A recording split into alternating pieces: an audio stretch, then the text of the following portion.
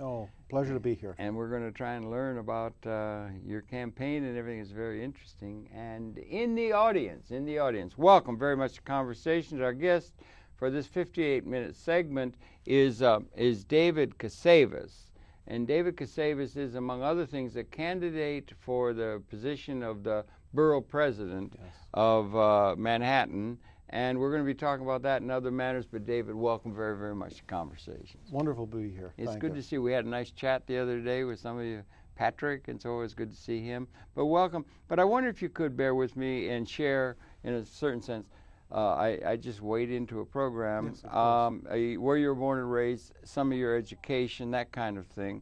And then we'll have a conversation about yourself, your life's work, your vision for the future, and for the details of what it means to be a candidate for the Manhattan Borough Presidency. Oh, very good. Well, I was born in New Jersey. My family is from Corona and Astoria, a Greek family. My father loved agriculture, so he moved to New Jersey, and of course I moved back. I started out in Queens, and I moved to the Upper East Side in 1990, and I went to school at New York University. What did you study? I have a master's in real estate. It's a rare master's.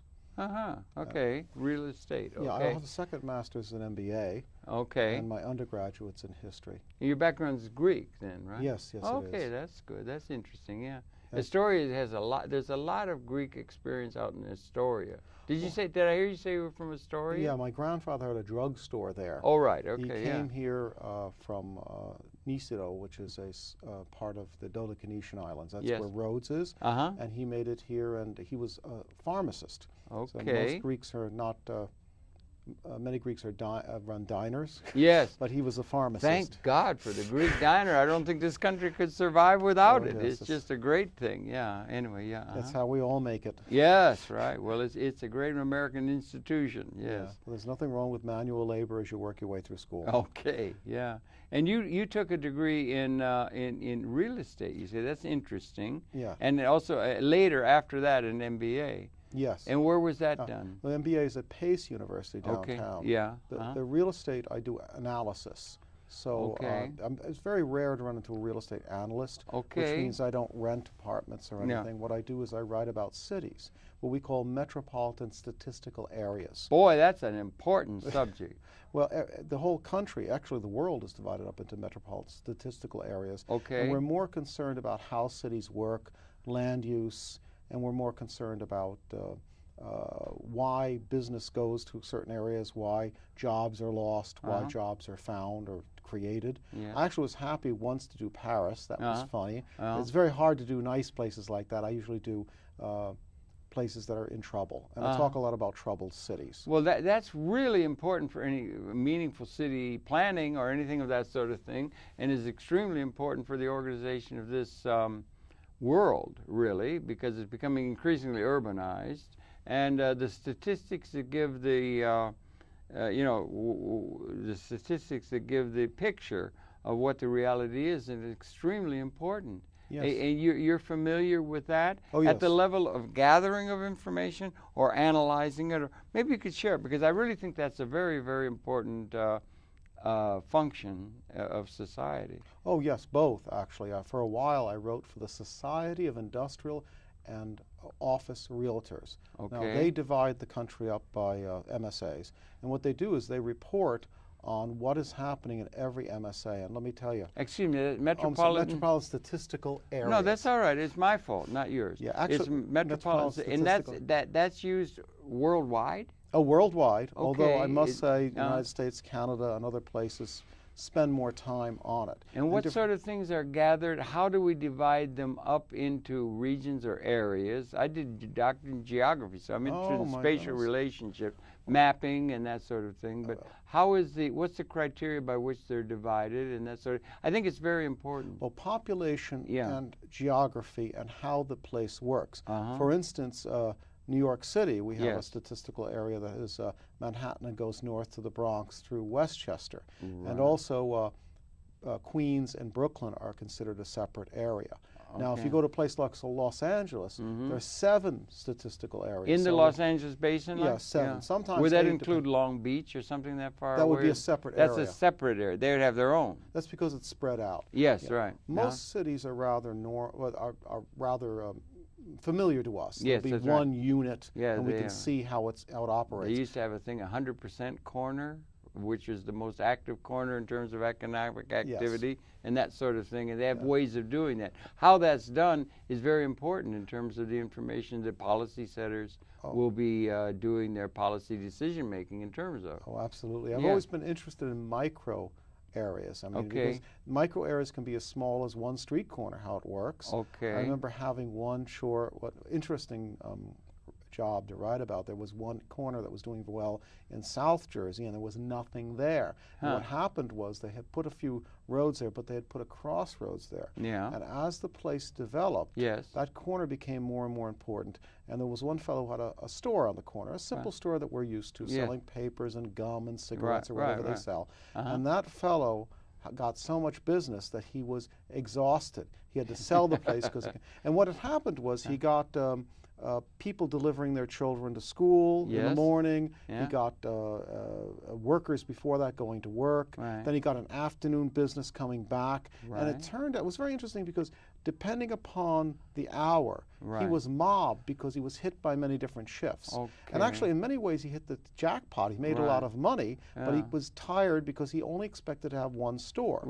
Now, you have other areas that we develop, that we write about. We write about, I write about that quite a bit. You write about that. You don't gather the data yourself. No, thank goodness, because that's a very intensive job. Can we do it by aerial means, or does it help? We have aerial surveillance and aerial things now, or not? Or is not really. What you're interested in is movement of people, and you can't take a photo of that. You can't? We can't do that. No, what you need to do is understand who is moving where to rent for living, who is moving there for business, and also for sales and moving big box equipment. Now, when I say big box, that would be a very large store. That's what we use. It could be a Kmart, or it could be a Walmart. And for much of the country, that shapes the country. I had a nice task at one point where I wrote about Mexico, because Mexico was forming along those lines about, I'd say 15 years ago. And I noticed what they were doing was they were forming a corridor. First, the U.S. was moving into the northern states of Mexico. But later, they tried to make a triangle with, I think it was Mexico City, Durango, and I think, oh gosh, it's been a long time since I wrote that. But the idea is that within that triangle, the prosperity was good. Outside of the triangle, it wasn't working because they were imitating our model. But that's what I do. And one of the reasons it's good that I'm running for borough president is I forgot more about real estate development and land use than all 5 borough presidents put together. No. Marvelous. Okay, that's very important because that's the stuff by which good decision making can take place. Is you got to have the data right. Or at least you have to know what they're talking about. You have to have a clue what the reality is. Unfortunately, this has become dynamically so. Oh, absolutely. This has become a plum, and people are put in the job. Don't understand the remnants of the job. To give you a little history behind it, in 1989, the Supreme Court came down with a decision that the Board of Estimate was unconstitutional. National or local? I mean, New York City, all 5 boroughs. Supreme Court. The Supreme Court in Washington. Supreme Court in Washington made a decision relative to this? Oh, absolutely. I'll be darned. The Supreme Court in 1989 decided that our local government was unconstitutional. No fooling. And it was all 5 boroughs because we had what we called a board of estimate. And there were 5 boroughs with 5 boards of estimates. And the boards of estimates were ruled unconstitutional because it violated a basic rule of one man, one vote. There's more to it than that, but the boroughs are of different sizes. And they were under the umbrella of New York City. I don't want to get into the decision, but the effects as we have it today and as we had it in 1989 was we had to reorganize our government. That's where the city council comes from. A lot of people who live here don't remember that the city council only had its first election in 1991. And that's because we were told in 1989, oh, absolutely. Well, how was it selected before? Before 1991. Before that, we had a board of estimate. The Board of Estimate served what is now, much of what is now the City Council? Yes. Only the way the Board of Estimate was set up, there were 5 of them. Yeah. And in Manhattan was one of them. Right. So as I'm a resident of Manhattan, I'll speak about Manhattan as the example. We had a Board of Estimate, and then we had a borough president who was in charge, who had real power. I mean, he was basically running the borough the same way I would say a county executive runs other counties in New York State. We have 62 counties in New York State, 57 of them and the 5 boroughs. And those counties are run as if their county executives is in charge of the county, which would mean, let's take Nassau. Nassau has towns like Merrick, it has towns like Great Neck, and they have their own political setup. They have mayors, they have boards, and the county executive runs that. With Manhattan, the Board of Estimate ran the borough, and the borough president was in charge as if he were the county executive. But when the Board of Estimate was eliminated, through that Supreme Court decision? Exactly, through the 1989 decision, we were left with a borough president who had nothing to do. Okay, that's something we're going to want to develop because that's the office you're seeking. That's absolutely. And also, I think it's worth going over, for me certainly, and probably for a number of people viewing, the Board of Estimate that we had prior to 1989, did you say? I mean, it's been here since 1620, you know, New York, and it's been built up. What was the role and what was distinctive about the role of the Board of Estimate as it was operating up until 1989, which is only just yesterday? It was as if, you could say that it was as if Manhattan was a city, as if Brooklyn was a city, each of the 5 boroughs. Well, and they ran it, but they, remember, things changed since the Dutch, you know, the Dutch. That's what I'm saying. We're back to Henry Hudson and whatnot. Yeah. No, but I understand. But I'm trying to get a historical grounding of how New York City has been governed throughout its history. And you said there was a system, Board of Estimate. I think it'd be worth mentioning or spelling out how did it function, what was it, and without going into great legal detail, what was the basis of the Supreme Court decision that eliminated that system that had been in place for how long? Had the Board of Estimate been in that position relative to the 5 areas we now, you know, the 5 boroughs? Yeah, we used to have aldermen. We used to elect aldermen. Incidentally, they have a colorful history because we had Tammany Hall here. Tammany Hall, Boss Tweed. Exactly. And Boss Tweed and Tammany Hall were a machine, and they ran the city, and they ran the city mostly through immigrant votes. And it was a very interesting agreement they had. For the Irish who were here, being elected to office was always a good thing. They liked it very much, and they were natural politicians. And there were many people coming in when Tammany Hall began to get strong. First it got strong on the Irish, but when other people came in, got strong on their support. On their support, exactly. Other people came in, such as Jewish immigrants from Russia. Were you talking turn of the 19th century? Yes. It was time. Actually, we're going Tammany Hall. You really have to count their history before 1860, but they become very strong afterwards. And with Tweed, Tweed, incredible he was fellow. The boss. Yeah, Boss Tweed knew how to organize people. And did he hold political office, or was he just a behind-the-scenes person? As I recall, he didn't hold any office. I recall. Please correct me, any of our historians. Okay, there's a whole population can correct us with footnotes and everything. We can get it straight, But it is interesting to understand the history of the governing of this place we call New York City, because it's so important to us all. Yeah, well, he knew how to run things in that he had votes from very, very poor people. He was the newspapers hated him. And it was the cartoons. The Tweed cartoons were famous. And actually, Nast was one, I think. Nast. Yes, right. And the one historical, possibly the only quote he's ever left to posterity was when he did talk to the cartoonist, and he said, "I don't care what you write in the papers. My voters can't read anyway." Speaks worlds, doesn't it? Right. He said it's those blank cartoons. They see those cartoons. That's really true. It's still the images are iconic that really shape consciousness, particularly now in an age of multimedia communication and so forth.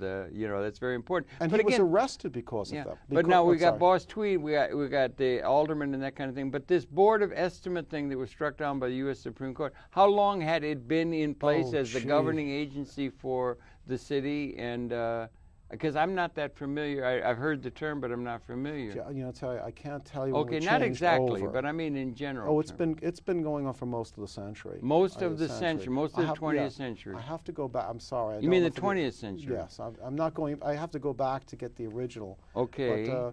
But remember, we used to have. What was their function? Was it a governmental function? Yeah, they ran the borough. Rather like what the city council would purport to do now. Right. The city council's duties are basically the Board of Estimates' duties. What was the difference? The difference is that representation was considered equal.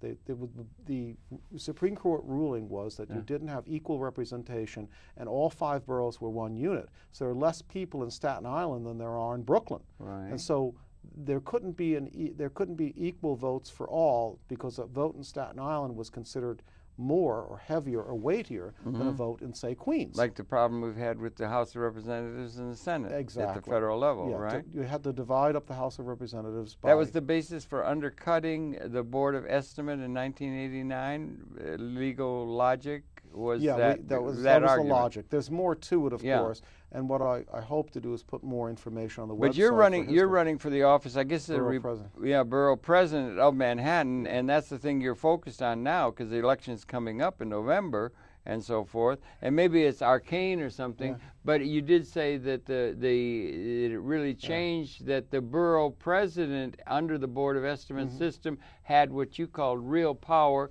Your claim is that the Borough President, as it exists now for the various boroughs, do not have real power. It's sort of ceremonial or something. Yes, I think that's part of it. And so that's a shift that you're taking into account in terms of your view of things, right? Yes, there's nearly nothing left to do. Some of the duties that were left over are real estate duties. And it's interesting that as soon as that shifted, the real estate duties were shunted. 1989 again? Well, no. You have to go by 91 as the year. 91. Because remember, well, there's a took gap time for that. between exactly between the thing to take effect. Yeah, right. Exactly, and we also had to have time to gear the city up for this, because all of a sudden we had to come out with new lines, and we had to come out with some election schedules soon. Yes. And that's why the 1991 elections for city council only were for 2 years. They were from 91 to 93, and 93 would be a 4-year term. And it was new, although it was building upon the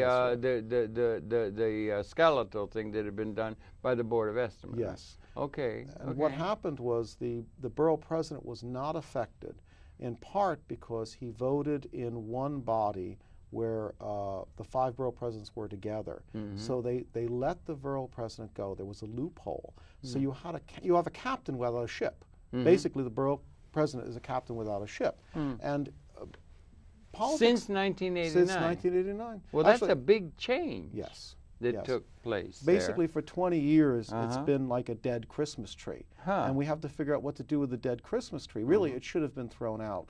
But instead, it was the borough presidency office. Yeah, we hung ornaments on the dead Christmas tree. Well, we do that. We have that. The assize courts held for a long time after common law, and it takes time for things to change, and institutions that are in place are very hard to sometimes subsume effectively in a new way. And the borough president gets a lot of money. There's over $160,000 salary, and the borough president office still had people working for the borough president. It's just that they didn't have anything to do. Help me out, because I'm ignorant. I think a lot of people are probably learning. I hadn't realized that. And prior to 1989 Board of Estimate, was there an office? Was it called the borough president? Yes. And they had real authority. Real authority. What did they have real authority in what way? And what they were essentially in charge of the town, like the mayor of Manhattan, as it were. In other words, this was just as a county executive in Nassau or Westchester or Dutchess County would have been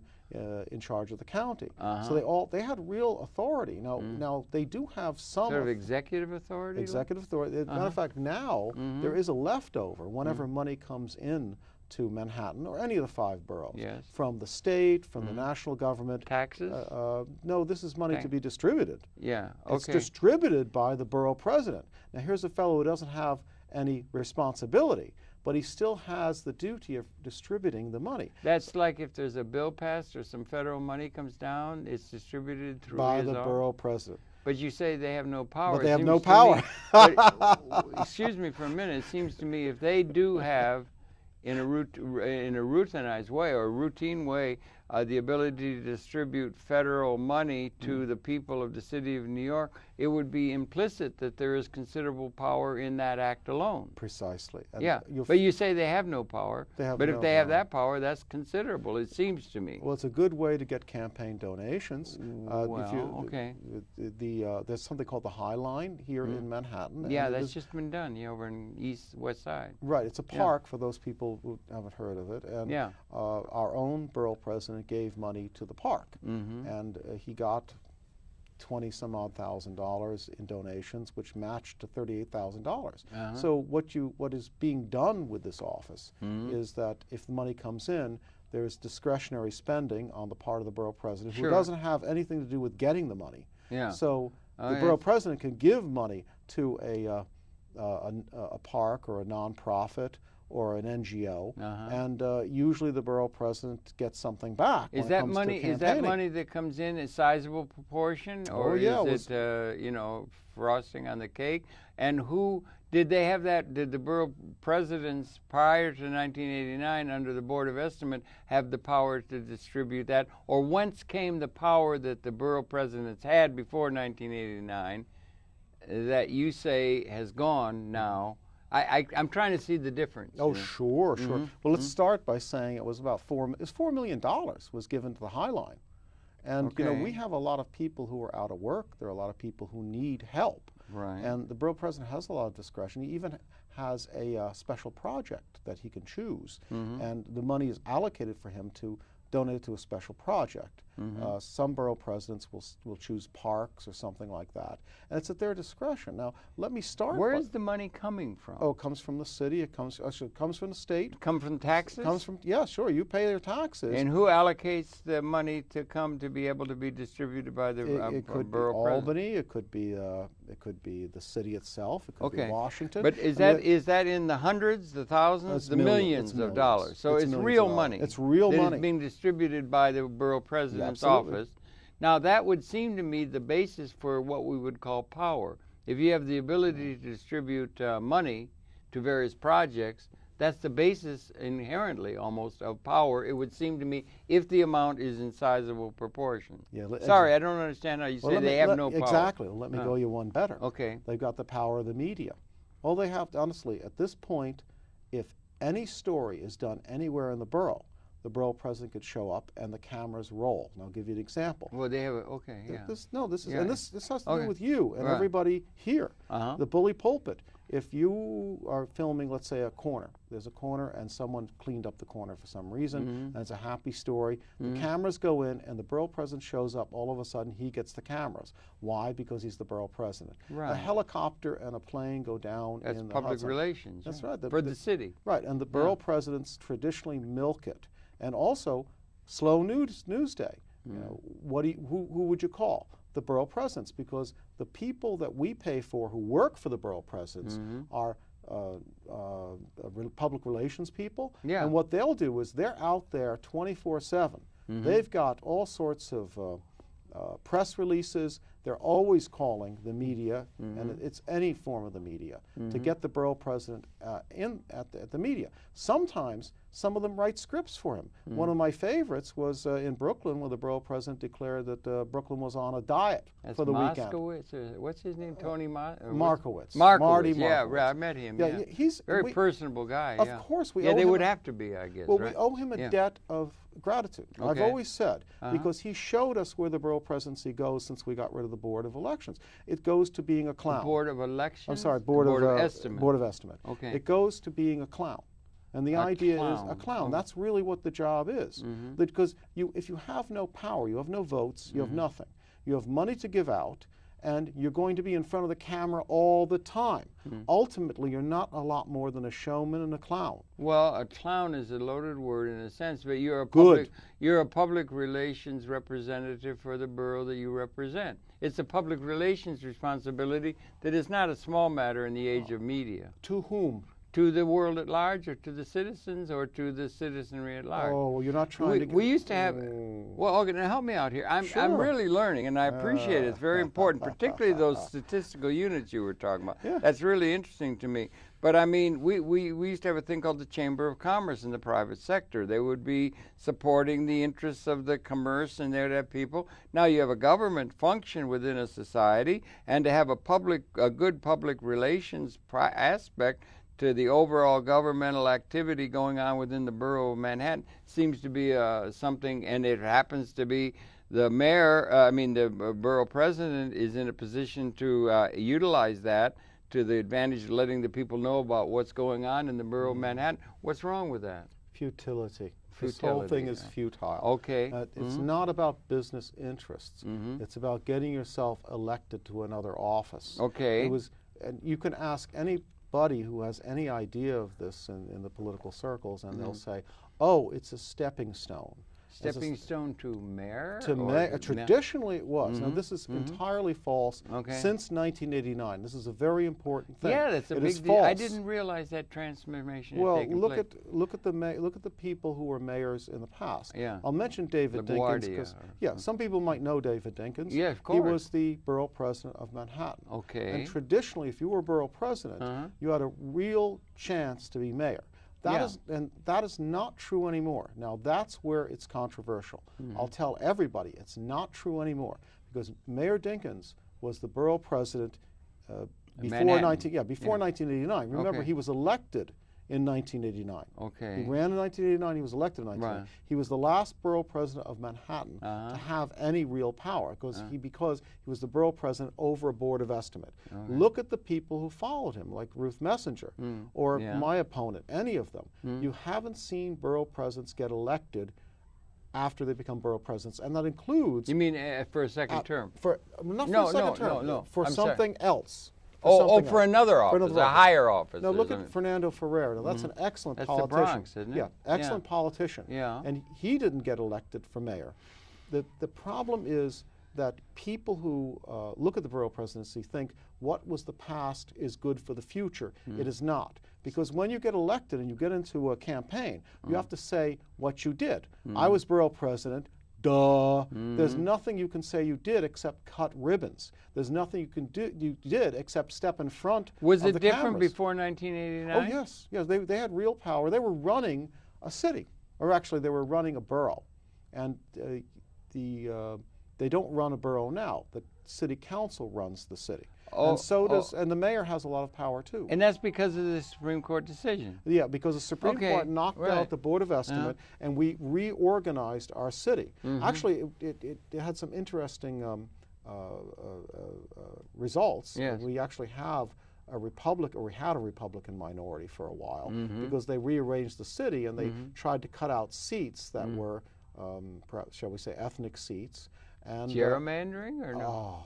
It was. New York City, Tammany Hall, gerrymandering. I'm shocked. Shocked. There's gerrymandering at Tammany Hall. There's gambling going on. I'm shocked. Right. Here's your winning. Yes. You're right. Yeah. And what happened was actually, and this is one reason I'd say it's good for all the borough presidents to lose their jobs. I know you're running, if I may, if you don't mind. I've been to your site and so forth, and you're going to run, and you got a little 4-minute spot, and you say, I'm running to be the borough president, and the first thing I'll do is eliminate the office, and I would eliminate the office of all 5 of them. That's very true. That's really interesting, and then that would lead to something that you think is useful in terms of the forward advance of the city. Yes. So it's a little confusing to people, I think, to run for an office that you're going to eliminate the day you're nominated, or your day you're sworn in. Okay, but that's more or less your position. It is my position, but let me start by saying I can't resign as soon as I'm sworn in.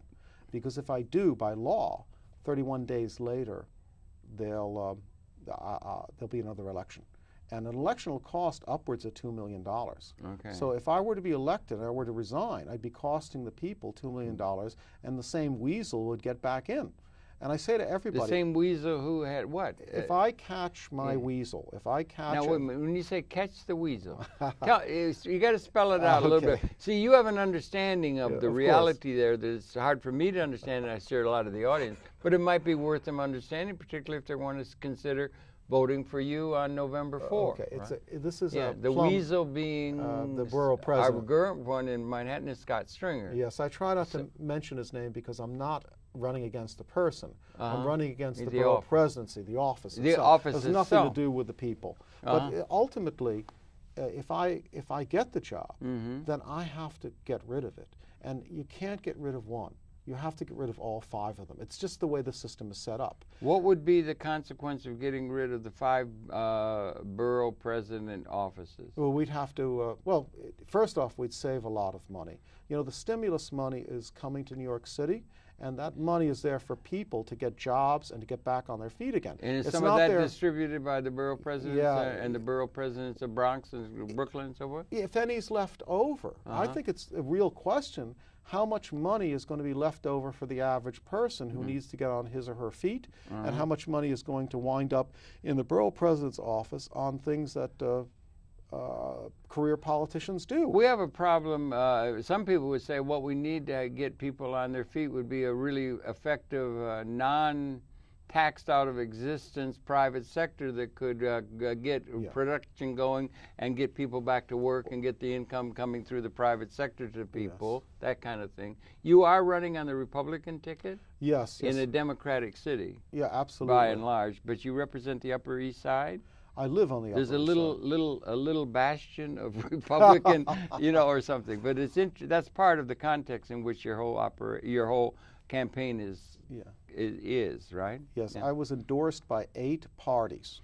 That's interesting. Everybody I went to, everybody. How long have you been pursuing this campaign or getting the ball rolling, as it were? Oh, gee, since March. Since March. That's all just last year, yeah. Yeah, well, I didn't intend to run for this job, and I spoke to the Republicans. They spoke to me, and they wanted somebody to run for it, and they asked me would I consider it. And I delayed it for about a month. They asked me in February. Have you been a long-term Republican? Oh, yes, yes. Would you have been a Rockefeller Republican, as they used to say? Well, I always call myself a Main Street Republican. Oh, what does that mean? That means I'm more like an Eisenhower Republican. Eisenhower. And Teddy Roosevelt. Yeah, you know, Teddy Roosevelt, yeah, okay. Well, Teddy Roosevelt's father-in-law wrote a letter that we now have in the historical archives to a friend. He said, you know, Teddy's really a Democrat. And the fact is, he wasn't really a Democrat. He believed in the people first, and then the party second. And I think the problem today is we get too drawn into our parties, and we get into these echo chambers and shouting matches. Yeah. And in reality, the job is to help the people first. That's why you got elected. Yeah. LaGuardia understood that. That's why he used to read the funny papers. Many people. He was remembers for that, right? Yes, many people remember him for that. It is the role of the public relations aspect of the mayoral office, or they call the presidency a bully pulpit. So is the mayor's office. So is the borough president's office. It's a bully pulpit to influence things at the level of public relations, is it not? Yes, yes. That has always been part of it. Yeah. Or jawboning, as once President Carter said. I don't know if people remember President Carter. Oh, but for the longest time, he tried the jawbone, and it didn't work. Vis-a-vis something specific? Most of his bills in the beginning, actually, he was not very effective in the beginning because of that. Now, I understand that's important, but LaGuardia said there's no Democratic or Republican way to sweep the streets, and he's right. Yes, get the streets swept. That's the issue, yeah. And also, remember, he had a great talent. LaGuardia was able to talk to a corrupt man and an honest man at the same table, and both of them thought he was on their side. That is diplomatic. Yes. He should have been in the diplomatic corps, I think. And you deal with the diplomatic corps in your life, your whole life experience, too, or write about it and that sort of thing. Another aspect to your what is it? Casavis is a many-splendored thing. Yeah. You have a lot of different hats that you wear and interests that you have. But all of this is really interesting, and I'm learning tremendously from you about the realities of we're dealing this week on considerable. We did a program with Mr. Avila. He's running for mayor, and for local affairs and everything. And it's not my area of much knowledge, you know. But this is really interesting, and that thing about the statistical Metropolitan statistical. Right, and those units, that's very, very interesting. As a matter of fact, most electrical companies or power companies of any sort, gas, want the books that we put out. I would think. Because are you part of that industry or that part of that effort of getting these kind of statistics to decision makers and so forth? Well, not at in this the creation time. of them. Yeah, No, I used not to. at this time. Used to I be. used to. Okay, good. And the idea is when a city grows, you have to know how much power it needs. Absolutely. And you need something to be able to do comprehensive planning and yes. so forth. And a cheerleader like the borough president should know some of these things. And in the end, the borough presidency just becomes a political plum, a captain without a ship, and the borough president is just campaigning for another spot. And the reality is, no borough president, from what I can see, can get elected to anything after borough president unless you have a long legislative career before that. For instance, that's where you'd build your real reputation, is in the legislation? Yeah, because you have to do something, or in being an executive, such as mayor. And the borough president is no longer an executive. He was. He was at one time, but not now. Not now. Was before 1989. Sort of like a dead horse or something. Yeah, exactly. And in your view? In my view, and is that widely understood by people in the know, as they say? Do you know, most people, I've got to say that most people don't even know we have a borough president. Yes, okay. But it's marvelous if you just want to be in an empty suit and you want to run for office. By example, Mayor Bloomberg was on Channel 74, another cable channel we have, and he was making an announcement. The borough president was behind his shoulder. He got down, a city councilor got up to make another address on the DS. Borough president stayed there. And then the next city councilor came. So the borough president was always in the picture, always on the television. Now, and that shows you what it is. The borough president is just a face in front of the camera, and nothing more. But then power and so forth, and influence within a society, you got a couple of loci of that. It seems to me traditionally, you have a private sector, yes, corporate, profit, then you have government. So you're dealing with a government. You're dealing with government at all levels. On the other side, they can legislate, they can tax, they can spend, and they can regulate. Those two things are loci of power, and they're of a different nature. Government is of a different nature than is the private sector. And I wondered, you have other elements. You have you have the Port Authority, and you have other elements that have power and influence in terms of the way, as you put it, Mr. LaGuardia said, the streets get cleaned or things get happening. And maybe you could fill us in on the total picture as far as the major sources of power and influence in the operation of the city of New York. Well, something else is or Manhattan, that's your focus, right? Yeah, Manhattan's my focus. Something else is happening that's very global, and I think very interesting. Okay. We're basically regressing to the time before we had a United States of America. Really? In the borough president's office. Now, what does the borough president do? The borough president endorses things. The borough president comes to a community, maybe cuts a ribbon. The borough president appears in front of the television when somebody else has done the work and takes credit for it. The closest equivalent we have to this is found in Europe today amongst royalty. When you get the Prince Charles of Britain, he'll go and he'll cut a ribbon when a bridge is opened up. He'll take a bottle of champagne and he'll hit a ship with it, and the ship gets launched. That's what the borough presidency has regressed to. It's become a form of royalty, or a form of like a princedom or something like that. Or a tip of the hat to history. Exactly. Well, not even that. It's not our history. We invented it.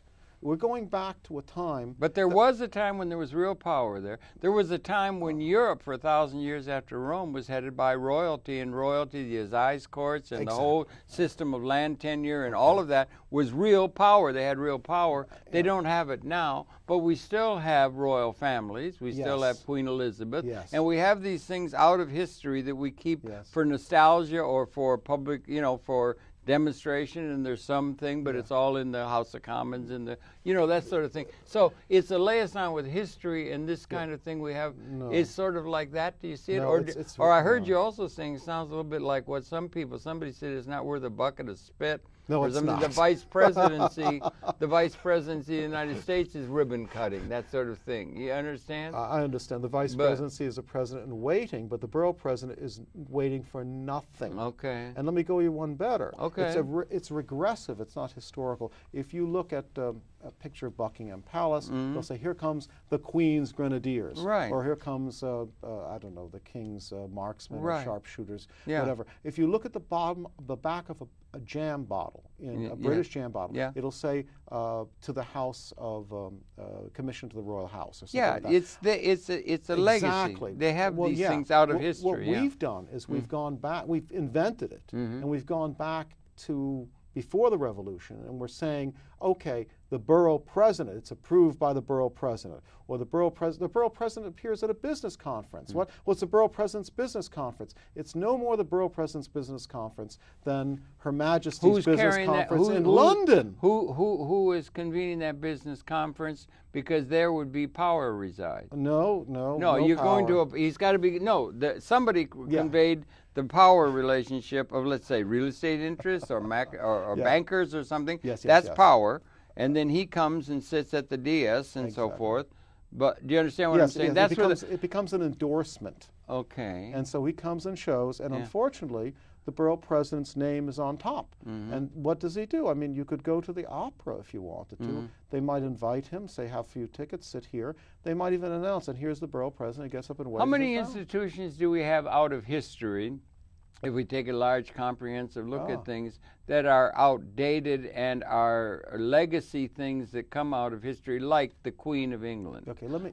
We have a lot of that. And is it important that we do not cavalierly lose touch? It was Santayana who said, if we don't learn to understand the history, we're doomed to repeat its mistakes, that sort of thing. Right. So that we want to subsume history, but we want to keep those who are representing and anchoring to history as part of the process, in order that we don't have some runaway anarchy and so forth, and that's a conservative thing, that we do want to have part of the human experience and decision-making and political responsibility, if you understand what absolutely. I'm saying. Remember what I, as a writer, I've always said, no history is any good unless it tells you something about where we're going. Okay. Now, a lot of people who want change would like to cut off their heads. Remember Louis XVI? Do you understand what I'm saying? Understand. Do you understand what I'm saying? Yes, right? Yes, and Louis XVI. And that's not a small matter, particularly for change-oriented people. They want to blame and get rid of it, cut off their head, and start something brand new, like they did with the Bolsheviks. Well, it wasn't a good idea. Do you understand what I'm saying? It's a large philosophical principle. Actually, this comes human organization. This comes right down to the borough presidency, what I'm talking about. Okay. Because America is unique. We're unique from Europe. Yes. Whenever let's say the president or anybody who's the head of anything, mayor, there's two roles that you play. There's a ceremonial role, and there's a actual legislative role, you do the work role. Oh, there's an executive also. An executive role. Yeah. Now, in America, we combined the two.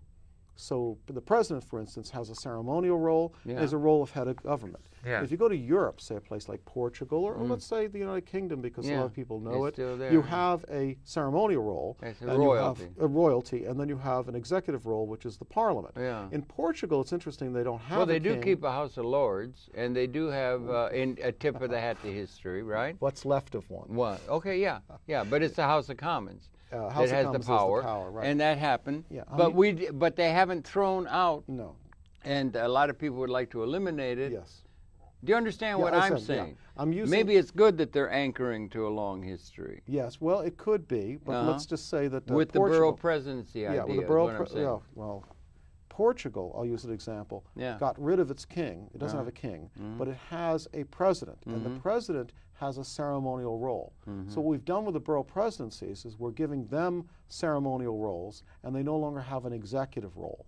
Now, is that good? And well, maybe it's good that there be that ceremonial role, or whatever it is. Well, if there were to be one, my suggestion, or one of the considerations would be, we're the city of New York, why not just have one for the 5 boroughs?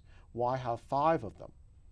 You want to eliminate all 5. Yeah, I want to eliminate all 5. You don't want that role there. You off with their heads. Well, the role, yes. In terms of, that's sort of an attitude. I'm not sure that your Republican tends to be conserving things, and it would be, what I was suggesting is important to be able to conserve, subsume history, not overthrow it. Well, you understand what I'm saying? I understand. There's nothing left. This is a captain without a ship. So why do we have the captain? Now, what about the mayor? You could ask the same about the Queen of England. Well, what about the mayor? Is he not very American? Does he not have a ceremonial role as well as an executive role? He does indeed, yeah. So why hand the ceremonial role off to the 5 boroughs when there is no board of estimate? Well, there is no ship. Therefore, there should be no captain. You said he's getting, if I may, I'm sorry, I'm looking at a very plebeian here and everything. Course. But they're getting, there's major money comes from Albany, major money comes from federal quarters, stimulus packages, kind of thing. Absolutely. And he makes decisions on that. That seems to me, that's on certain special projects. That's governmental. It's not private sector. It's governmental, and the governmental can do things, and they can have access, and they're distributing money, and the way money's going to be set on a high line or whatever, that kind of thing, and everything. That's a considerable amount of power if that becomes real money. And manipulating the media is power too. Well, yes, indeed. But manipulating is a loaded word, of course. Just educating the people to the realities and representing as a representative of the political thing. It has a role that could be positive too. Well, you could educate the media to elect him to be mayor. Well, all right. Oh, yeah, but you say it doesn't seem to work that way. Well, it doesn't work now because the people are too smart for that. In this case, see, when you talk about the mayor, talking about top of the ticket, that's different. There's a spotlight. For the borough president, there's a spotlight that's self-directed, and it's always something fluff or easy to talk about. And you can talk about whatever you want. Now, if you have no vote, if you have no responsibility, you can say whatever you want. You could go out and say, I like ice cream, and that's fine. I do. I like, what kind? You like ice cream? Vanilla's wonderful. Yeah, right. Yeah, okay, yeah. I mean, Mayor Koch actually got on, some people might remember we had a mayor named Koch, and he's still around. And yes. We wish him good health. But he used to get up and talk about... How am I doing? Yeah, he talked about pastrami. Yeah. He was a smart fellow because he understood publicity. A lot of people like pastrami. Exactly. Yeah, but borough presidents could need only talk about pastrami for their entire term.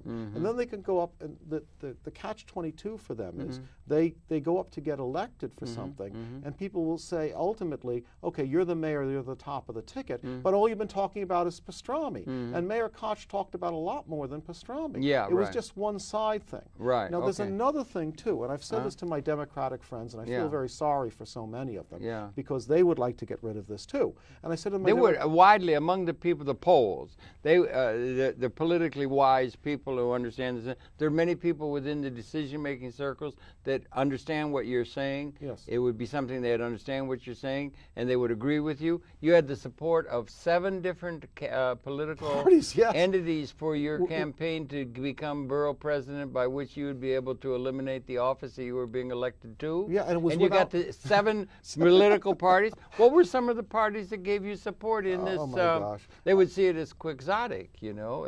Some people would, no? Because everybody, you know what I'm saying. Oh, absolutely. Everybody knows what the deal is. Okay. And but you got to keep quiet to the public because you know it's a job. But I'll start with the beginning. I've got the Republicans.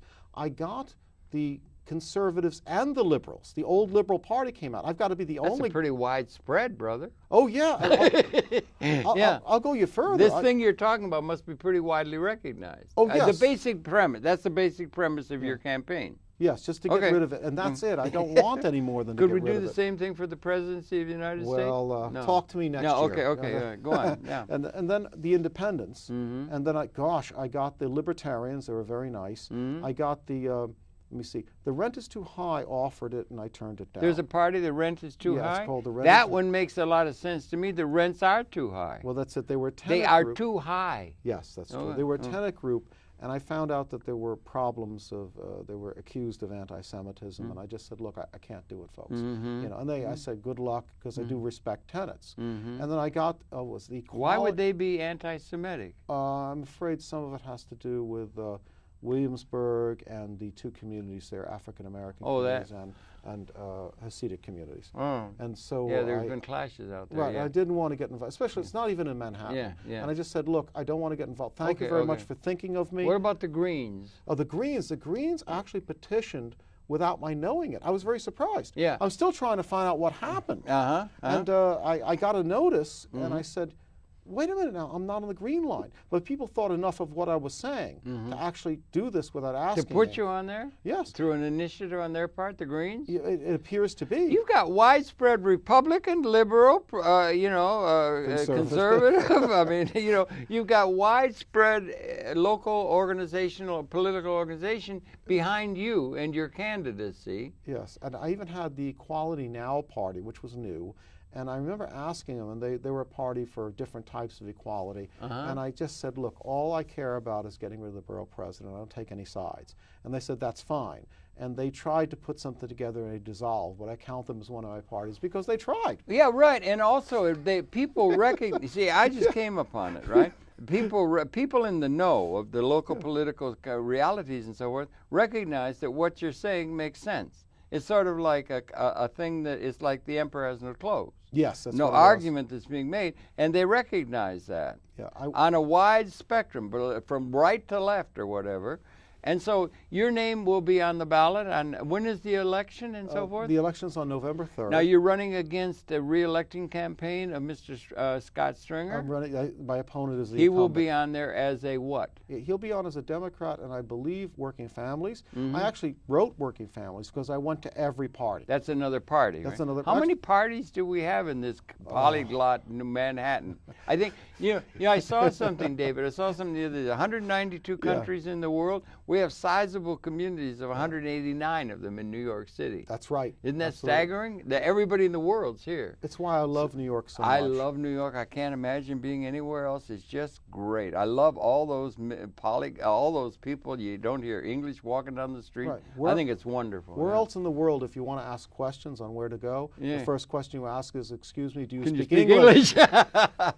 Very good. But tell us now the realities of it. It's coming up November 4th. Is the election? November 3rd. No, Tuesday. there's no primary here or There's no anything. So primary. the primary is November 3rd. That's a Tuesday, is it? Yes. Okay. And what would there be on the ballot? What will people see? Your name, and They'll it will see be my name under Republican. Unfortunately, the other 7 parties were wiped out in the process. What do you mean, wiped out as far as supporting you mean, or nominating you, or what? They didn't make the ballot through the petitioning process. process. Didn't make the ballot. Each for different reasons. And right. It's rather sad. Yeah, because it can be very esoteric and manipulated. Yeah, I have 7 apologies, and actually I'm probably going to run saying I've been endorsed by 8 parties. Sure, why not? Yeah, because they do want to vote for me. Yes, right. The problem is because you see the way it works in Manhattan, you want to have yourself on more than one party line. I should think, yeah. Well, people view voting as a duty but not a responsibility. Okay. It's a duty in that it's good that they feel they want to go and vote. Right. But they get into the voting booth, you have 3 minutes in the voting booth, that's the max, and they say, now what do I do? Yeah. And that tells us a lot about how the elections are being run today. Okay. People concern themselves now with a ballot face card. Now the ballot face card is what you see when you walk in. Right. Now, if you think about it, everybody has to look at who's going to vote because there you are. Yes. So what's happened is people have tortured the party system by taking petitions for other parties that they could use as advertisement. By example, Bloomberg has the Jobs and Freedoms Party. Okay. And my information as of this point is that as he has the Independence line, he's going to merge it because you're allowed to merge those extra independent nominating bodies. If you're small, you could merge them. And he'll merge it so it says Independence, Jobs, and Freedom. Okay. And that's a form of advertisement. Right. And well, he's probably got good public relations advice from some pros. Yeah, he has. And public relations is a lot of what politics is about, is it not? Oh, absolutely. He hired so much talent. We have a saying, he's taken the oxygen out of the air. Oh, I know the saying. There's nobody left. Nobody in the public relations realm? No, I'm only dealing with, I deal with volunteers myself. Okay. Now, I do the best I can with that. Yeah, but right. in the end, I think it's overkill. He bought so much that. Well, he has so much money, and money does talk, does it not? Yeah, and it hurt me on the Independence line too. Yeah, they were almost tearful when they said, "We can't get you on the line." What in general do you think about the fact that he had to go for? There were term limits, and then he went for a 3rd term, and that. Oh, that's awful. Actually, what I did seems like. I'll go you one better. I went down to the Working Families Party. They had a headquarters in Brooklyn. Do you think he's going to suffer for that, or he seems to have been able to? Oh, I'm sorry. No, I'm sorry. I'm sorry. No, he's not going to suffer at all. People are not happy about it, but they're going to turn around and vote for him anyway. And I was not happy at all because we the people voted for term limits, and it was overturned. Did it affect the council also? Yes, the councils. Well, that's how they got it through. Yeah. Look, in New York, I'm afraid money talks, and people buy. In the world, it does it not? Yes, unfortunately, I really feel that our New York is truly representative of the world, not because we have 189 languages, but because money. Well, yeah, I've learned 3 things in my travels throughout the world. Okay. 1 is that clean water is precious. Yes. 2 is that corruption is the norm. And 3 is that good people always try to do the right thing in spite of all that. Thank you. Those are 3 good things. That corruption is the norm. Unfortunately. Okay, and it can't be exposed. And we were talking about, and we're almost out of time, sorry. Yes. But the idea, it just occurred to me, the Earth moves on. Yes, evolution, things that go on despite all of our folly and that kind of thing, and we're stumbling around doing things, and change comes. We had feudalism for 100,000 years and so on, and we did. And I noted that Galileo, who came along and studied the pathways of Jupiter, said we're not the center of the universe. And we finally came to accept that the sun was the center. We accepted this reality that I thought emerged. New York was the center. Well, okay, but they accepted the reality. But I think it was only about 12 years ago that the Catholic Church let him off the hook for having upset the means by which the people got a sense of identity that was very important to them. If you're talking about major transformation, I think one of the most important responsibilities is to be able to maintain a link, to subsume the systems that are outdated. Yeah, well, but to not overthrow them, but to subsume them and find ways in which we will accommodate and anchor ourselves to history. And so we're going to have some pretty unusual events because we're at such a time of qualitative transformation in the evolution of all human events now, not only in New York City, across this country, across this world. It's a time of qualitative transformation. So I think that principle, I think you ought to keep those statistics really well and the means by which we get the good detail. But the idea of maintaining a link to history and including the people who've been responsible for outdated institutions in the pattern on their own terms, even as it's liberating of the masses of people who haven't been well served, is an important principle that responsible leadership should try to adhere to, if you understand what I'm saying. Absolutely. Let me give you another thought. And we go to Afghanistan to try to bring democracy there, and we've got tribalism. And one thing we've learned over the years is the democracy is an absolute democracy, such as you might find in a New England town. We were looking for something too pure. They got we should look at New York City. New York City is a tribal democracy, and we don't have much democracy here. Look at the borough presidents. We don't have much. So how dare we go to Afghanistan and say, we want you to raise the bar of democracy this high when our bar is that high? I would say let Afghanistan and let their tribal leaders at least equal New York City. Yeah, like what do you call them? Town hall meetings or meetings. Well, they do that in Libya, you know. They have all they have meetings, town hall meetings. Which is saying to some extent Libya is ahead of the United States. I believe that is the case. I believe that's the case. They're ahead of the world. So therefore, New York City should at least be as good as Libya and get rid of the borough presidency. They might learn from Libya. Yes, right. No, the United States of America might learn from Libya because they're ahead of history's curves in terms of the way they organize their society, politically and economically. I believe that. Which means Muammar's coming to town. Yeah, which means I'll get the Libyan vote.